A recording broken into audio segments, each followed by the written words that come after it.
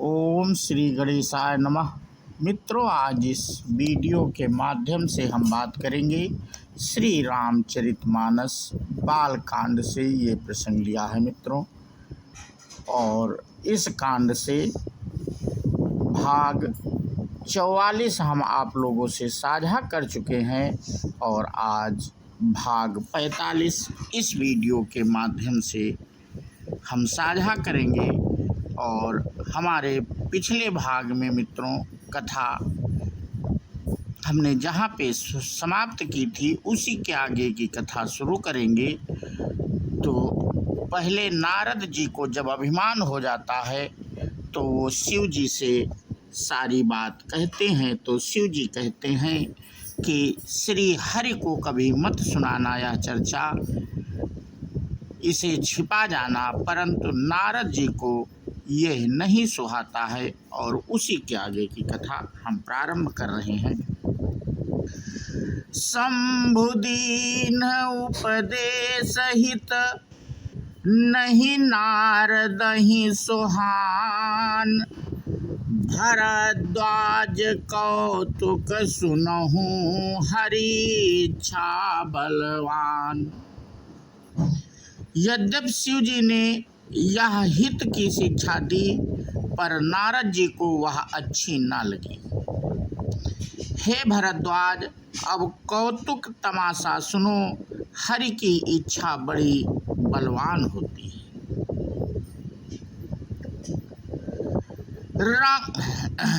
श्री रामचंद्र जी को जो करना चाहते हैं वही होता है, ऐसा कोई भी नहीं जो उसके विरुद्ध कर सके। शिव जी के वचन नारद जी के मन को अच्छे नहीं लगे, तब वे वहाँ से ब्रह्मलोक को चल दिए। एक बार गान विद्या में निपुण मुनिनाथ नारद जी हाथ में सुंदर वीणा लिए हरि गुण गाते हुए क्षीर सागर को गए, जहाँ वेदों के मस्तक स्वरूप मूर्तिमान वेदांत तत्व लक्ष्मी निवास भगवान नारायण निवास करते थे। रमा निवास भगवान उठकर बड़े आनंद से उनसे मिले और ऋषि नारद जी के साथ आसन पर बैठ गए। चराचर के स्वामी भगवान हंसकर बोले, हे मुनि, आज आपने बहुत दिनों बाद दया की है। यद्यपि श्री शिव जी ने उन्हें पहले से ही बरज रखा था, तो भी नारद जी ने कामदेव का सारा चरित्र भगवान को कह सुनाया। श्री रघुनाथ जी की माया बड़ी ही प्रबल है। जगत में ऐसा कौन जन्मा है जिसे वह मोहित ना कर दे। रुख बदन करी बचन मृदु, बोले श्री भगवान, तुम्हारे सुमिरन ते मिटहि मोह मार मदमान।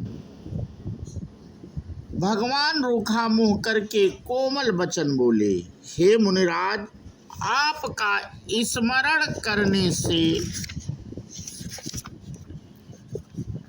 दूसरों के मोह, काम, मद और अभिमान मिट जाते हैं। फिर आपके लिए तो कहना ही क्या है। हे मुनि सुनिए, मोह तो उसके मन में होता है जिसके हृदय में ज्ञान वैराग्य नहीं है। आप तो ब्रह्मचर्य व्रत में तत्पर और बड़े धीर बुद्धि हैं। भला कहीं आपको भी कामदेव सता सकता है।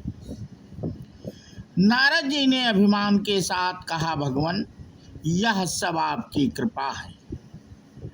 करुणा निधान भगवान ने मन में विचार कर देखा कि इनके मन में गर्व के भारी वृक्ष का अंकुर पैदा हो गया है।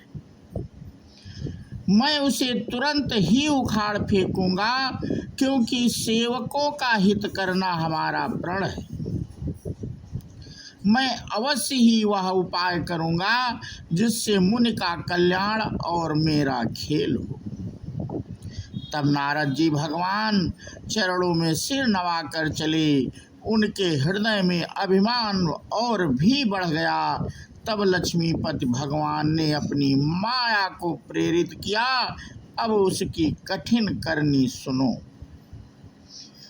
बिचर्यो बिरच्यो मगमहु नगर तेहि, सतजो जन विस्तार। श्रीनिवासपुर ते अधिक रचना विविध प्रकार। उस हरिमाया ने रास्ते में 100 योजन यानी 400 कोस का एक नगर रचा दिया। उस नगर की भांति भांति की रचनाएं लक्ष्मी निवास भगवान विष्णु के नगर वैकुंठ से भी अधिक सुंदर थी। उस नगर में ऐसे सुंदर नर नारी बसते थे मानो बहुत से कामदेव और उसकी स्त्री रति ही मनुष्य शरीर धारण किए हुए हों। उस नगर में शील निधि नाम का राजा रहता था, जिसके यहाँ असंख्य घोड़े, हाथी और सेना के समूह की टुकड़ियां थे। उस वैभव और विलास 100 इंद्रों के समान था। वह रूप, तेज, बल और नीति का घर था। उसके विश्वमोहिनी नाम की एक ऐसी रूपवती कन्या थी जिसके रूप को देखकर लक्ष्मी जी भी मोहित हो जाए। वह सब गुणों की खान भगवान की माया ही थी। उसकी शोभा का वर्णन कैसे किया जा सकता है। वह राजकुमारी स्वयंवर करना चाहती थी, इससे वहां अगणित राजा आए हुए थे। खिलवाड़ी मुनि नारद जी उस नगर में गए और नगरवासियों से उन्होंने सब हाल पूछा। सब समाचार सुनकर वे राजा के महल में आए। राजा ने पूजा करके मुनि को आसन पर बैठाया। आनि दिखाई नारदहि भूपति राजकुमारी, कहूँ नाथ गुण दोष सब एहि के हृदय विचारी। फिर राजा ने राजकुमारी को लाकर नारद जी को दिखाया और पूछा कि हे नाथ, आप अपने हृदय में विचार करके सब गुण दोष कहिए।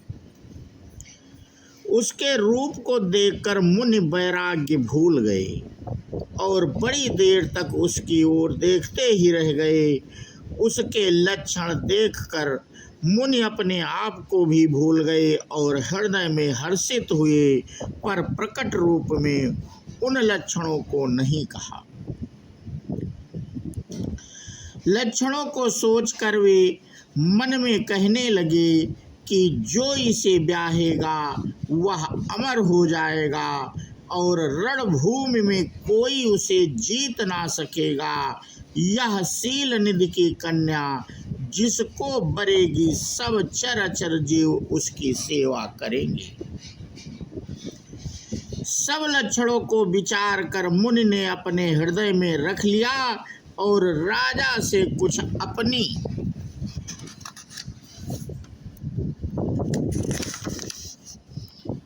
ओर से बनाकर कह दिया।